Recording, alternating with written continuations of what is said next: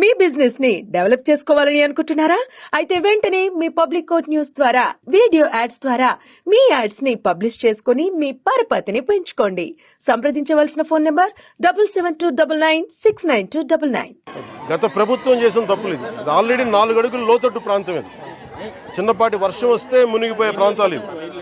అలాంటి చోట్ల వీళ్ళు 30 ఎకరాల పైగా 32-34 ఎకరాల పైగా వీళ్ళు ఇచ్చారు. ఇది మామూలుగా మనకి రిజిస్ట్రేషన్ ప్రకారం మనకి 13 లక్షలు ఉండేది. అది మార్కెట్లో మనం చూస్తే 30 లక్షలు. దీన్ని వీళ్ళు 60 లక్షల రూపాయలు పెట్టుకున్నాం.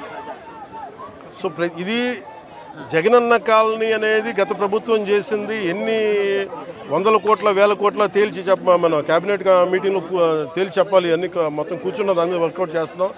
దాంట్లో భాగంగా చూస్తే 30 లక్షలు మార్కెట్ రేట్ ఉండగా 60 లక్షలు పెట్టుకున్నారు. అది లోతట్టు ప్రాంతం. ఎవరు ఈ రోజుకి 10% మించి ఎవరు మనకి లబ్ధిదారుల లోపలికి రాలా. దాన్ని బట్టి మీకు అర్థం చేసుకోవచ్చు. ఇలాంటి చోట్ల ఇప్పుడు ప్రత్యేకంగా ఛాలెంజ్ చేసి వీళ్ళు చేసిన తప్పుల్ని మేము కవర్ చేయాలి. వీళ్ళు ఇచ్చేసారు, ఆ తప్పుల్ని కవర్ చేయాలి. వాళ్ళకి ఇన్ఫ్రాస్ట్రక్చర్ ఏదైతే అవసరాలో ఇన్ఫ్రాస్ట్రక్చర్ డెవలప్ చేయాలి. మరి ఇక్కడ ఒక్క చోట మీరు ఇక్కడే చూస్తే దాదాపు 13 కోట్లు, దాదాపు మీరు చూసే 30%, 13 కోట్లు ఇక్కడ ఒక్క ఈ కాలనీకే వేస్ట్ చేశారు. ఇలాంటి ఒకరు చెప్పండి.